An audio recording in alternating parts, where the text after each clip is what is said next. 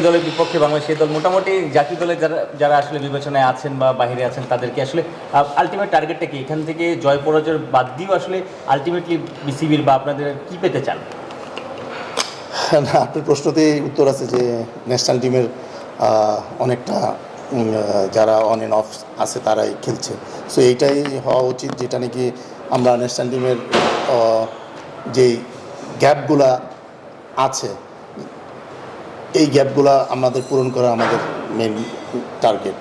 পাশাপাশি একটা টিমের তো একটা গোল থাকেই যে জেতা, ভালো খেলা, এগুলো তো একটা আমাদের টিম যেমন বাংলাদেশ এই টিম, আমরা চাবই আরেকটা দেশের টিমের নিউজিল্যান্ড টিমের সাথে জিততে, আমরা ভালো ক্রিকেট উপহার দিতে, সেটা তো আছেই। পাশাপাশি আমরা আমাদের এটা যদি বলি ন্যাশনাল টিমের একটা পাইপলাইন, এটা সমৃদ্ধ করা হলো আমাদের সবারই দায়িত্ব। সো আমরা এরকম পারফর্ম করতে চাই যাতে আমরা আমাদের ন্যাশনাল টিমকে আমরা কিছু প্লেয়ার এখান থেকে রেডি করে রাখতে পারি যে যে কোনো সময় ন্যাশনাল টিমে প্রয়োজনে তারা সেই সাপটা করতে পারে। ন্যাশনাল টিমের হেড কোচ ফিল সিমন্সও এসে প্র্যাকটিস দেখেছেন, কি আলোচনা হয়েছে বা তার কোনো মেসেজ? না, ওনার সাথে ওইরকম কিছু আলাপ হয়নি এখন পর্যন্ত, আমাদের এখনও বসা হয়নি। উনি আসছেন, প্রথম ম্যাচটা দেখবেন। সো হয়তো ইতিমধ্যে আমাদের কথা হবে ওনার কি চাওয়া বা কী সাজেশান। অবশ্যই একটা সাজেশান তো ওনার থাকবে, এই জন্য উনি আসছেন। সো ওনার সাজেশানটা নিয়েই আমরা আমাদের ম্যাচ স্টার্ট করব। নিশ্চয়ই এটা একটা দারুণ ব্যাপার যে ন্যাশনাল টিমের হেড কোচ সামনে, এত ন্যাশনাল টিমের ব্যস্ততা, যারা পাইপলাইনের ক্রিকেটার তাদের ম্যাচে দেখা হেড কোচের। না, অবশ্যই উনি আমাদের ফুল এখন যিনি আছেন ইনি আমাদের মুরব্বী মিন্স বলতে হেড কোচ যাকে বলে। সো তার আদলেই তো আমরা যারা নিচে যারা কাজ করতেছি তারা তার কমান্ড শুনবো এবং তার টিমটাকে সমৃদ্ধ করার জন্য আমরা নিচ থেকে যতটুকু সাপোর্ট দেওয়ার আমরা সাপোর্ট দেওয়ার চেষ্টা করব। সো সবগুলাই একটা প্ল্যাটফর্মেই থাকবে এবং একটা ইয়ের মধ্যেই থাকা উচিত আমার মতে। একটা কমান্ড যেটা বলে ওই কমান্ডে থাকা উচিত যে কীরকম তারা চায়, কীরকম হওয়া উচিত। সো ওই সুযোগটা উনি এখানে আসছেন, সেই সুযোগটা করে দিবেন এবং আমরা ওই অনুযায়ী আমরা কাজ করার চেষ্টা করব। ঢাকা প্রিমিয়ার লিগে যারা ভালো করেছে তাদেরকে নিয়ে তো এ দল করেছেন, মোটামুটি সবাই ইনফর্ম। আপনার তো 15 জন থেকে 11 জন বাছাই করাটা একটা কঠিন চ্যালেঞ্জ হয়ে যাওয়ার কথা, কঠিন একটা চ্যালেঞ্জ হওয়ার। না, অবশ্যই সবাই পারফর্মার, এই জন্যই তো এই টিমে তারা সুযোগ পেয়েছে, না হলে তো সুযোগ পাওয়ার প্রশ্নই আসে না। সো খেলবে 11 জন, বাকি 4 জন খেলবে না। বাট বলবো যে এখানে 3টা ওয়ানডে ম্যাচ আছে, আমার মনে হয় যে সবারই সুযোগ আসবে খেলার। শেষ মুহূর্তে মুস্তাফিজের বিশ্রাম, এটা আসলে কি? না, এটা একটা অংশ, খেলার একটা অংশ। যদি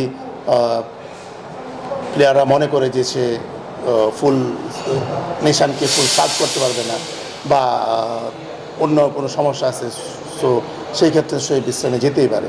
সো মুস্তাফিজের জায়গায় এখন খালেদ আসছে, তার একটা অপরচুনিটি হয়ে গেছে সার্ভ করার। ভাই, অভিজ্ঞতার পাশাপাশি হোম কন্ডিশন প্লাস হচ্ছে সবাই ইনফর্ম, ঘরোয়াতে অসাধারণ পারফর্ম করেছে, নিশ্চয়ই বাংলাদেশ এগিয়ে থাকবে। সেটা হোম অ্যাডভান্টেজ আছে আমাদের, আমরা এখানে ক্রিকেট খেলি, আমাদের এনভায়রনমেন্ট, আমাদের সব কিছু, আমাদের অ্যাডভান্টেজ অবশ্যই আছে। রিসেন্টলি তারা প্রিমিয়ার লিগ শেষ করে এসেছে। সো অবশ্যই অ্যাডভান্টেজ আমাদের থাকবে। আবার অন্য এন্ডে যদি দেখা যায় তাদের টিমটাও অনেক শক্তিশালী, অনেকগুলো প্লেয়ার যারা নাকি ন্যাশনাল টিমে পাশাপাশি কাছাকাছি আছে। সো আমার মনে হয় যে খুব একটা সুন্দর একটা সিরিজ হবে, চ্যালেঞ্জিং একটা টুর্নামেন্ট দুই পক্ষের জন্য। সিরিজে আপনাদের লক্ষ্যটা কি, আর ক্যাপ্টেন নিয়ে কোনো কথা হয়েছে? না, ক্যাপ্টেন তো অলরেডি ডিসাইডেড, অলরেডি অ্যানাউন্সড যে নুরুল হাসান সোহান ক্যাপ্টেন্সি করছে। সো অবশ্যই একটা দেশের আমরা একটা দেশ হয়ে খেলছি আরেকটা দেশের সাথে, অবশ্যই আমরা চাবো আমাদের দেশকে এগিয়ে নিতে এবং পাশাপাশি ভালো ক্রিকেট খেলতে।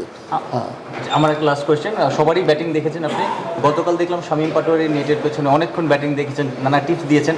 স্পেশালিটি কি আসলে শামীম পাটোয়ারি? স্লপ সুইপ ভালো খেলেন, রেঞ্জ শট ভালো খেলেন, আবার ইনোভেটিভ শটও খেলেন।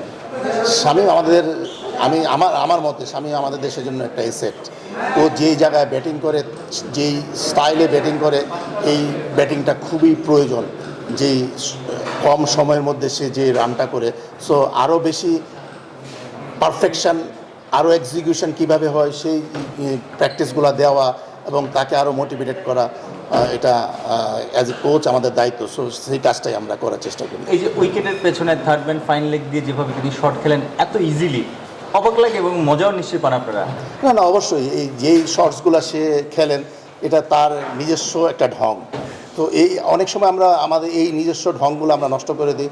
তো অ্যাজ এ কোচ আমি এটা পছন্দ করি না, যে যেরকম খেলতে চায় এবং এই তার এই খেলার যদি সে যেসব শর্টসগুলো খেলে এতে অন্য একটা টিম যাদের সাথে খেলে ওই টিমটা ধ্বংস হয়ে যায়।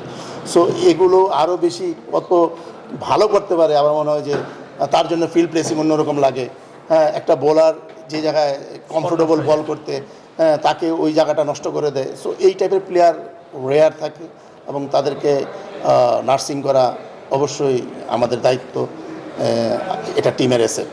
সে তো অলরেডি টি20 ওয়ানডে খেলেছে, বাট ওয়ানডেতে আসলে গত 1.5 বছর ধরে নেই। সবশেষ যে টি20 সিরিজ হয়েছে ওয়েস্ট ইন্ডিজে, দুটো ভালো ইনিংস খেলেছে, বাংলাদেশ হোয়াইট ওয়াশ করেছে, সেখানে তার দুটো ইনিংসই খুব অবদান রেখেছে শামীম পাটোয়ারি। এখন তার ওয়ানডে দলে ফিনিশিং রোলে ফেরার জন্য নিশ্চয়ই এই নিউজিল্যান্ডের বিপক্ষে তার জন্য একটা বড় চ্যালেঞ্জ। না অবশ্যই সবাই ও টি20 খেলেছে, ওর তো চাওয়া থাকতেই পারে আমি বাংলাদেশ 50 ওভার্সে বাংলাদেশ টিমে 50 ওভার্সে ম্যাচ খেলবে, এটা সবারই চাওয়া। সো চাওয়ার জন্য পারফর্ম করতে হবে।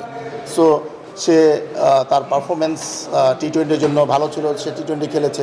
এখন তার খুব ভালো অপরচুনিটি আসছে এখানে এই 3টা ম্যাচে, যে সে তার যে জায়গায় ব্যাটিং করে এবং ওই জায়গাটা আমাদের আসলে একটা প্লেয়ার দরকার যারা কম সময়ে বেশি রান করে দিবে। সো তার খুব ভালো একটা প্ল্যাটফর্ম এখন, যেটা এখন খেলবে। সো অবশ্যই আশা করি শামীম ভালো করুক এবং ন্যাশনাল টিমে যে খেলুক। ঠিক আছে। Thank you guys.